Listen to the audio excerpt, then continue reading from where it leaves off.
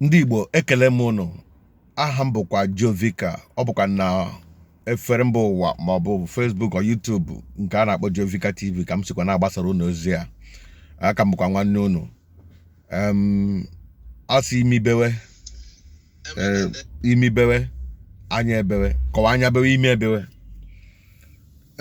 N'ụbọchị taa anyị na-asị na iwu nwanne ada eru n'ọkpụkpụ. A na-asị Elodeshet kwunye ya na ọ bụ na ozu usiwosi enyi ala. Ma chọpụtaziri m na ilu ndị a ndị Igbo tọrọ bụzi ihe gara aga. Iwe nwanne dugezi n'ọkpụkpọ na. Mana achọrọ m ịgawa ebe ahụ. Gasị nwere ihe ọgbakọ m chọrọ ime iwe nwanne ozi ọ na-elu n'ọkpụ. A ga-etinye ọnụ ya ihe m chọrọ ime. Ma ihe m ji webata taa bụ unu hụrụ vidio m mere ọnwa ole gara aga ka m play kene ebe da vidio shi wee pụta. Vidio ahụ ọ bịara ebu m bịa gbuo onwe unu vidio awọchela 985,000. Ọ gara viral very well. Na-esonye anyị na akwụkwọ efere mba ụwa bụ Jovika TV na YouTube ma ọ bụ Facebook. Biko were oghara na mewogo obiọma ka ị na-anụ nkebe eziokwu sonye anyị n'ihe a na-eme all our social media handle a na-eme ya ma na-abanye ihe m ji na-achị ọchị na-aṅụrị ọṅụ bụ ihe nwokorobịa unu hụrụ ihe onyonyo ya kịta. Unu hụrụ na nwokorobịa kwadoro ha dị mmadụ atọ were ebe kpọrọ keke ka ha ga zuo babụsa onye ole dị ezu ọbụla ka o gbuo laa ihe n'iyi. Ma onye nwe Jizọs Kraịst bịa ka ị nwee ndụ nwebiga ya oke. So ọ bụrụ na ị nwee Jizọs Kraịst ị nwee ndụ ogibi ebi maka abụgoro ihe ọzọ maka ụbọchị ọzọ. So m ji ekwu ihe a na-abụ ndị Igbo si ọ bịara egbu m ya gbuo onwe ya. Onye si na-eme nkịta dị mma si bunye ya ka o rie. Ha bụ ndị Boko Haram gị, ha bụ ndị Boko Haram unu, ha bụ ndị Fulani, ha bụ ndị unknown gunmen, omengon nọn. Ihe ọ bụla unu sara ụzọ anọ aka unu dị na ọgbụgba na Igbo n'ala Igbo aka isi unu bụ ọnụ n'ọnụ. Otu ochi nwe nwokorobịa ka ọ ga-eji eru unu aka otu aka ọ ga-adị ise amim ise. Okay. Ihe onyonyo a na gosiri ugbu a na dịka m kwuru ihe m ji ebe m chọrọ wee ba mkpere ekpere a na ndị dị n'aka ha nọ n'ogbugbu a na-egbu ndị be anyị n'ala Igbo. Ala Igbo awụla obodo a na-akwafu ọbara. Ala Igbo awụzela ebe onye pụta onwe otu nọ na anwụ m ike nọgada lawa ala Igbo. Number one, ndị Naijiria m buru agha mgbe m na-ekwu okwu ihe gbasara Biafra ka achụ m. Ndị Biafra nwa m gwakwara m na-enwetaghị ihe ọfụma mechie na ọfụma n'unu megide mistake ga-achụ m. So I know that one. Mgbe m lakwara n'ala amamotu m shila amamotu m ike ala lapụta onweghị ga amadị na m batara amamotu m mechi edewe onwe m laa. So ihe m na-achịkọwa na ahụ ọwụ because edewela ala Igbo bụ na ndị Igbo si iwe nwanne a na-eru n'ọkpụkpọ bọta ụzụ ụmụ okorobịa ka ugbu a anyị sị ha bụ ndị isi agbam ihe bara ha isi igbu mmadụ wasụ anwụrụ igbu mmadụ wee ṅụọ mmiri. Na ihe m ji bịa ọzọ n'ihe onyonyo a na-abụ enwere voice note somebody tụbara nwekwe vidio atụbatara tata ka nke a na-eme gee ntị. Ụmụchukwu asụkwa m ka m nke n'ọnụ maka ekpere unu kpere na all night on Saturday. Fa Chineke azaga anyị ekpere claim for Jesus. Na this afternoon I ka nọkwa indoor I wee nweta message kịta na ndị nwa asịrị na-egbu mmadụ na-anwụdogo ha. So na ndị obodo tinyere anya na mmiri bidozie n'obezie. Even the Inspector General of Police nọ na awa tata. So as soon as I got information ebe their hideout, wee nye police information ka ha jee dị aje nwudo ha. So mgbe police na-agazi ruo eze dị atinye siren. So ndị anụzie siren gbawazi ọsọ. Wee chụba ha ọsọ in the process anwụlezi sọsọ onye ndị cause of escape. Mana according to them, ha niile bụ ndị anwụdoro bụ ndị obodo. Onweghị onye Nigeria dị involved. So all the good news I received this afternoon. It's what I... Okay. Ihe m ji chọọ ebe dị m mkpa na ahụ n'ozi a o dere bụ na ndị niile nwudere bụ ndị obodo nweghị onye Naijiria nọ ebe ahụ. Ihe a ga-egosi gị na onye kwuru okwu awụ onye belivru na Biafra, onye na-achụ Biafra ọfụma. Now ihe ka ebe na ọwụ onye nke ekpekpere okpukpe nke ụka ndị ụka na ha emere vigil kpee ekpere buo agha si ka Chineke kpọpụtara ha ndị niile na-eweta ogbugbo akarịala. Ha emere ya nwanyị abalị ka ha mechara ya na-akọwa na azala ekpere ha na-enwetara hideout ndị a na-apụta ha gbuo ha aba ndị ogbuo ha aba aga nwude ha. Ndị polisi Naijiria unu na-ama ụfọdụ n'ime ha na-amaghị ihe ị gara gị agọsiri gị ebe hideout nọ kama unu ga-ekombu the whole place guy around ji nwa ya sente ndị ga-aba n'ime ka a nwụrụ ụmụaka ha ga-agba ịga sarin ụmụaka agbafuche enwudezena na ofu onye ka enwudere lekwe picture the person mgbe a kpọpụtara ya mgbe a kpọpụtara the person na ala ahịa na ebe nwutere lene ya.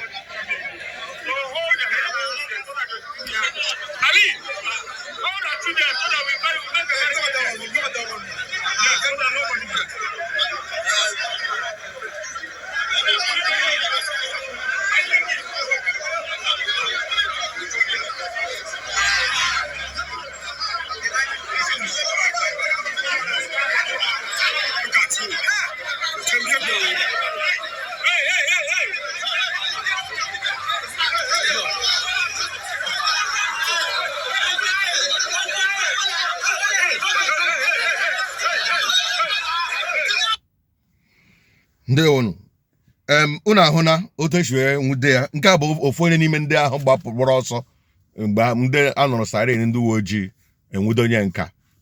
Enwere m ji na-eme ihe onyonyo n'olu Igbo. Enwere onye onyonyo m mekwere n'olu Igbo na mgbe gara aga. Asị m awa anyị nwa ji aka eme nwa ihe na-eme anyị si anyị n'aka. We are the problem of ourselves. Anyị kpọrọ nwa anyị ashị. Ị hụ na nwa okorobịa na-akọfa mụrụ ya na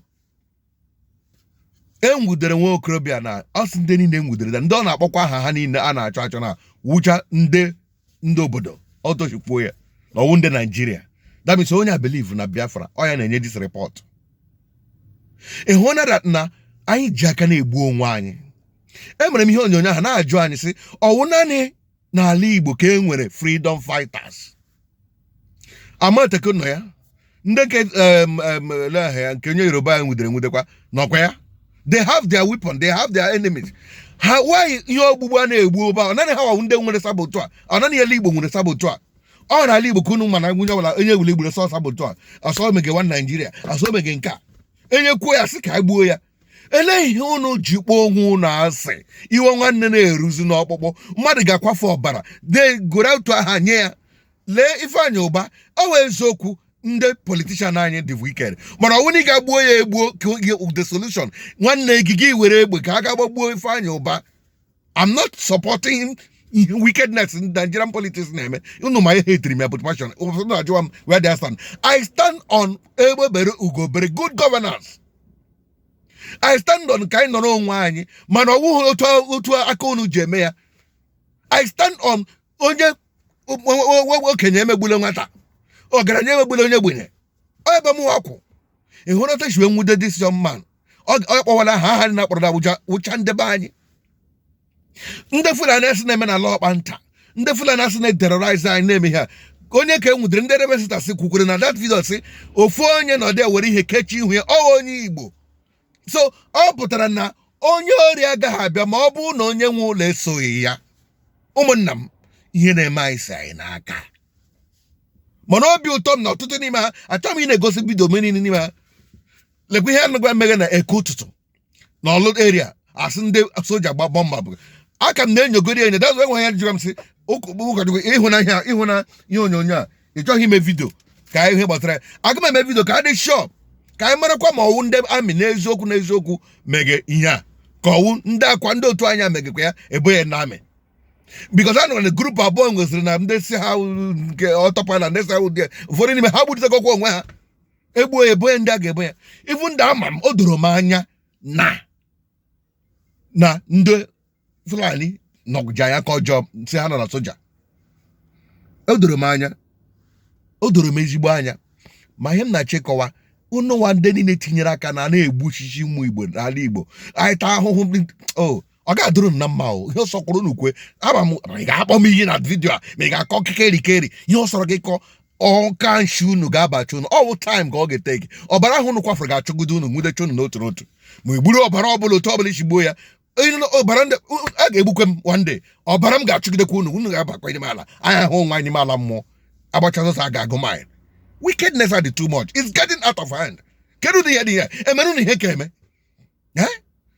lee na enwere ihe ọzọ vidio ọzọ news ọzọ m gụtakwara na this particular thing na Soludo si ndị niile egidere na Anambra na ha wụcha ndị Igbo onwe bụ onye Fulani egidere as far as Anambra is concerned that's why like otu Soludo shi achụ insecurity ga-awụ otu gọvanọ Hope Uzodimma chi emege nke ya gọvanọ Hope ihe ọ dị redio enweta agbagbuo ndị aka ha dị ọcha ma ndị aga anwụta ndị mara state of hoodlum bandit agbagbuo ha ma ihe echefuo na the same bandit nọkwa n'ugwu Hausa enwude ha eme ha arrest quick emere bịa break at the jail ha escape mana Hope Uzodimma send ndị ka ha na-agbagbuchi ụmụaka aka ha dị ọcha ahụ ndị bandit ma ndị na-awụ ya ha niile egbukọta ha no investigation nothing to investigate about them mara ma dịkwa ha genuine ma ha awụ ihe ha sị ha awụ ọ ebe m dị against Hope Uzodimma so ndị na-emere arrest them mee interrogation take them to court I confirm na ha ụzọ ijiri gbuo ha because onye gbuo si gbuo ya gbara sị ndị na-enwudere ndị ụmụ Igbo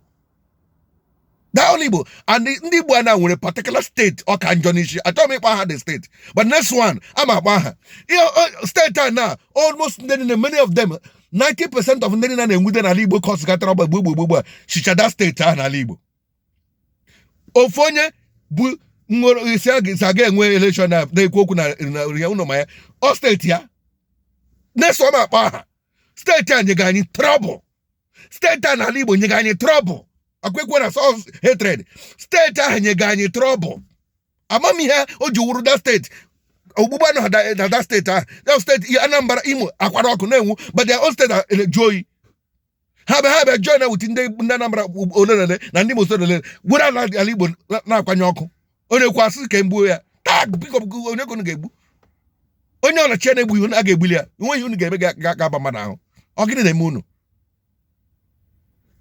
ka anyị kwopụ n'aka enwe n'ofe bifo ya ahụ aka mmadụ ndị Igbo kwụsị n'ogbugbu a ọ gafeela ihe ọzọ ọ bara na ihe ọzọ na onwe na ịchọghị elekshọn ọwụ igbu nwanne gị ga-eme gị elekshọn a ga-eme ịchọrọ elekshọn ịchọghị elekshọn ị ga-anọ n'ime Naijiria na-ekwu ekwu na n'ime ihe until enwe follow the right way wu constitutional way of nchọ nwere onwe ọwụ ịba iwere egbe na-agbagbuchi ndị mmadụ gị si na ịchọrọ nwere onwe ịkwafu ọbara na-eweta abụmọnụ ọ na-emebi ala ọbara onye egburegbu ga-achọkwa gị ekwuchakwala m ya ekwukwele m ya ndị were ọka ha na m n'ọnụ kpọọzie na iyi sọrọ ụnụ gbado eziokwu gba ka ọnwa Chineke ga-amakwunu onye ọbụla ikpe ka ha rapụ ndị aka ha niile nọ n'ala Igbo adịghị nsọ na aka nshi unu ga-agbachi unu n'ọnụ ogbu egbe ga-ala na egbe ogbu ma ga-ala na mma ihe unu mere onye ọzọ a ga-eme ụnụ ya ise amịm ekwukwe m ya aga m na-ekpe ekpere aha ọ ga na-erekwa na-aga n'ihu ndewonụ